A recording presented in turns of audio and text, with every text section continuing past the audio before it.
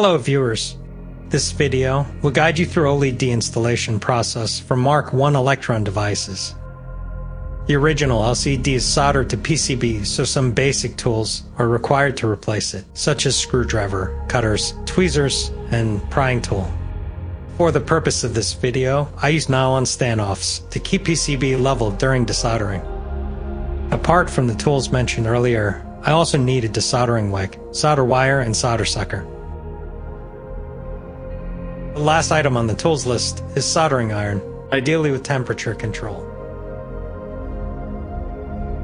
I purchased Uhue 929DV desoldering pump iron from AliExpress for less than £10 after recording this tutorial.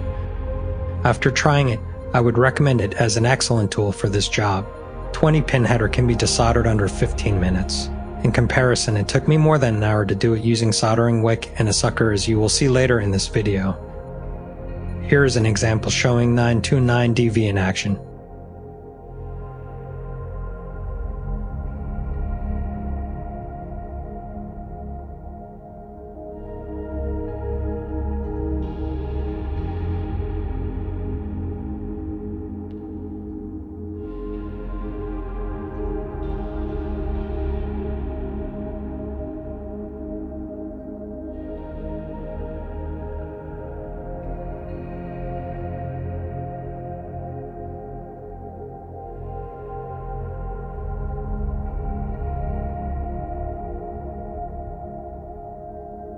So, let's get started. Please make sure that the unit is turned off and it is unplugged from the mains. When that is done, we can remove 12 control knobs. Now we can move to step 2. To unmount the front panel, we need to undo 6 screws. I am using a piece of foam to keep the screws organized for reassembly.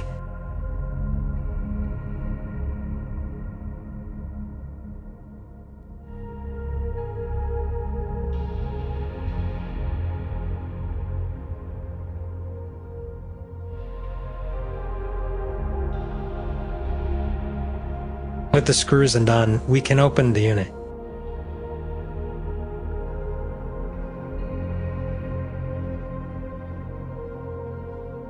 The next step is to detach to ribbon connectors.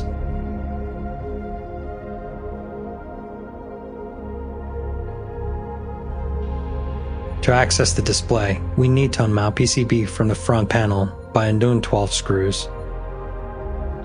As previously, I keep the screws organized for reassembly using a piece of foam.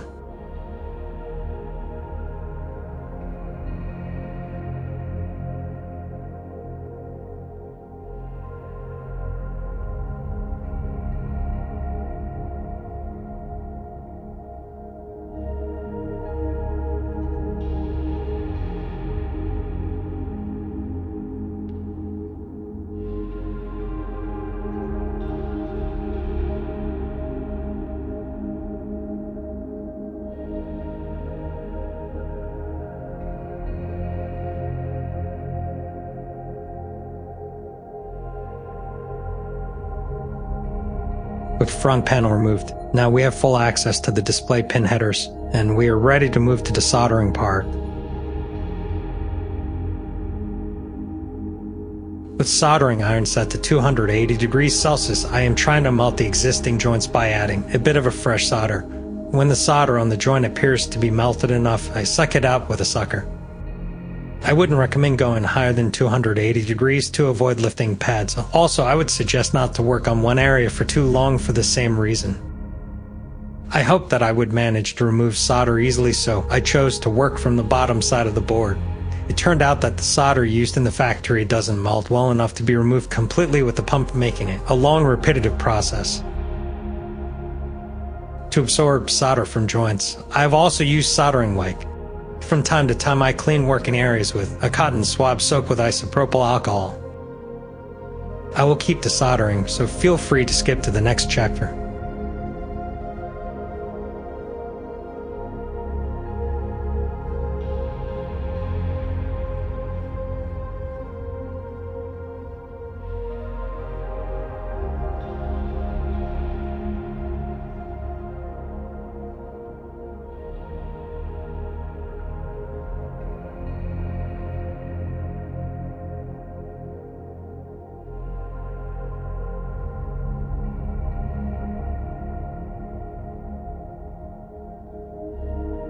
I am cutting off 2 spacers to allow lifting the display while heating up the joints. Prior to cutting the spacers, please check if the replacements are provided in the package from XRD.LV.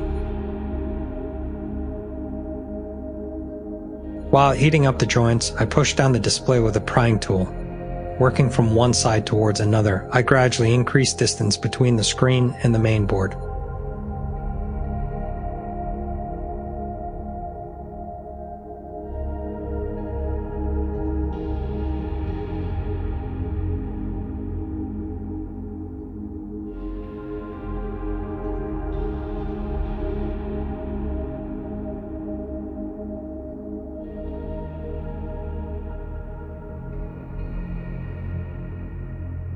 Now, I repeat the same process as shown so far on the other side of the board.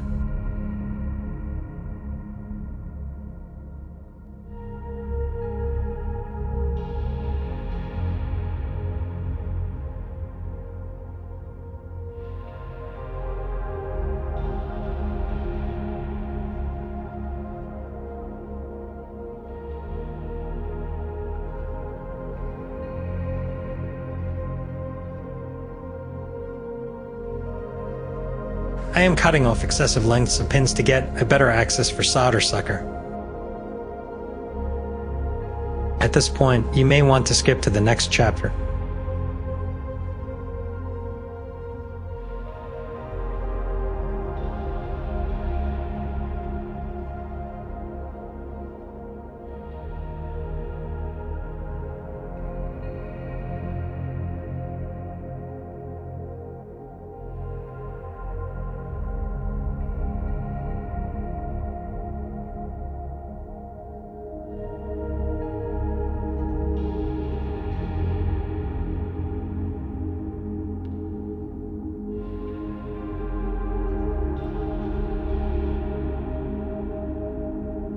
After some time, I have managed to separate the screen from the PCB, achieving a gap between the boards. I could continue desoldering and eventually detach the screen. However, to speed things up, I came with an alternative solution. I used a multi-tool with bimetal blade to cut off the pin header. I would not recommend using a rotary tool for this job due to uncontrolled dusting. With multi-tool, taping perimeter of the screen board is enough to prevent dust from spreading.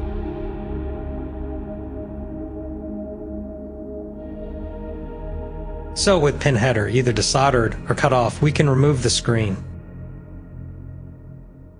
Which leads us to the next step, pin header removal. I use cutters to break plastic insulator strip, so I can desolder remaining pins one by one.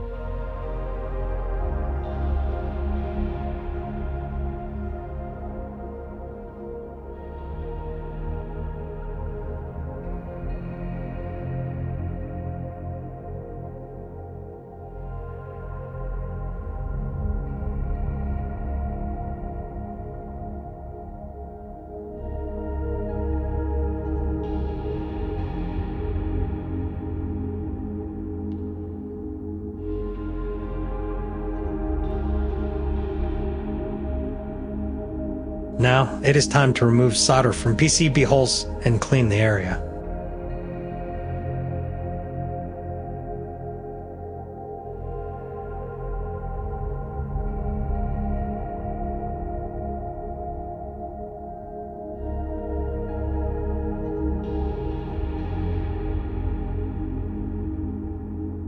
Finally, we can remove 2 spacers. I use isopropyl alcohol to dissolve the glue and pull them out with the cutters.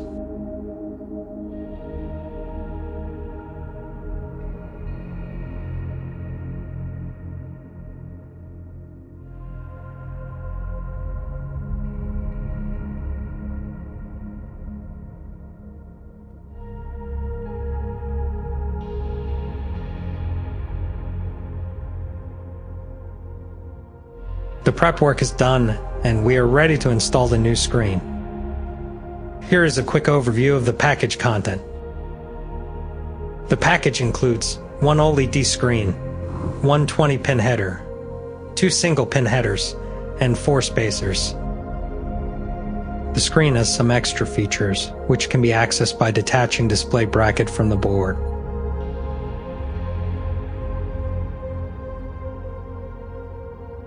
Using USB cable, we can power up the display and check it prior to its installation. To access dip switch controls, we need to remove orange tape first. We will go through the settings in more detail later.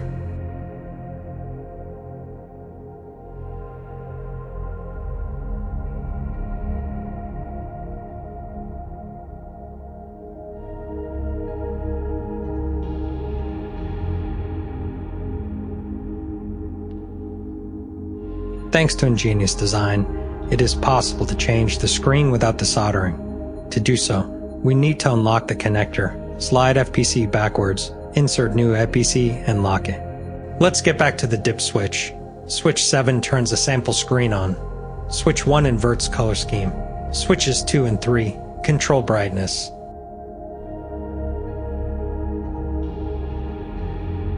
Switches 4, 5, and 6 are used for testing.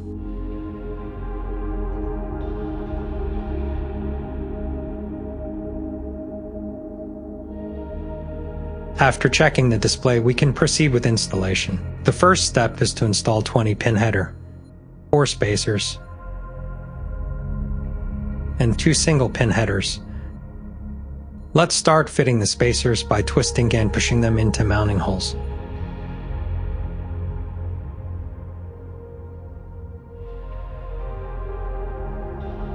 When that is done, we can insert the headers.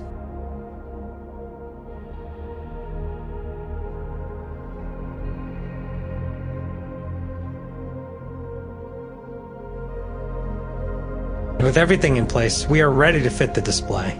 Press and push each corner of the display PCB one by one. We are ready to start soldering the headers.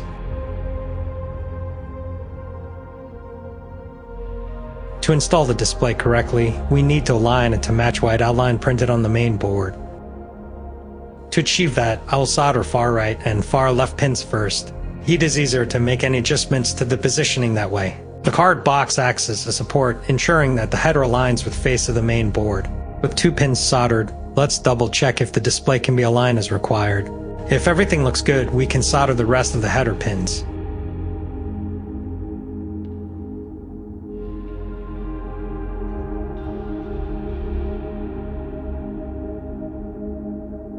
I am securing 2 single pins with a piece of tape so they stay in position while soldering.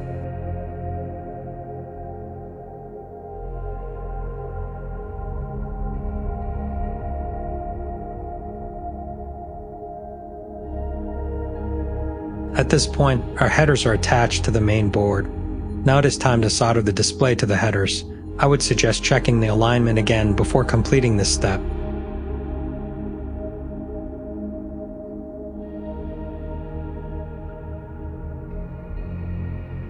With soldering out of our way, we can check if everything works before reassembling the unit.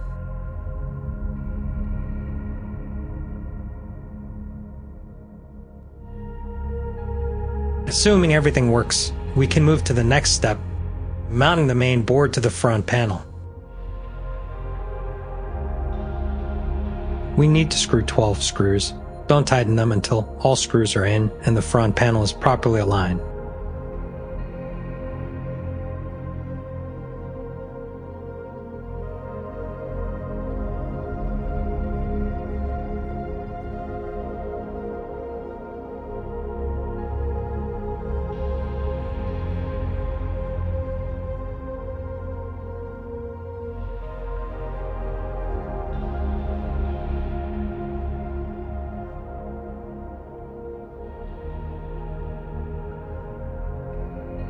With the front panel done, we can move on to ribbon connectors. Take your time while reconnecting. Make sure that all pins are in. I mentioned that as pin headers have no shrouds, so it is fairly easy to misalign the contacts. The next step is to mount the front panel with 6 screws.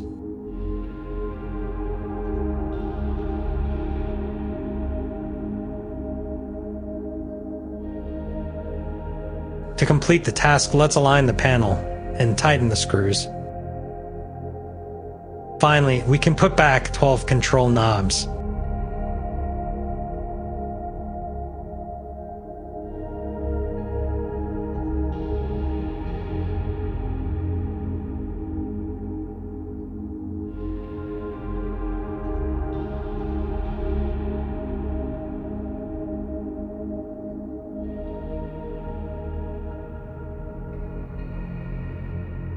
With the unit being completely reassembled, we can perform the final check.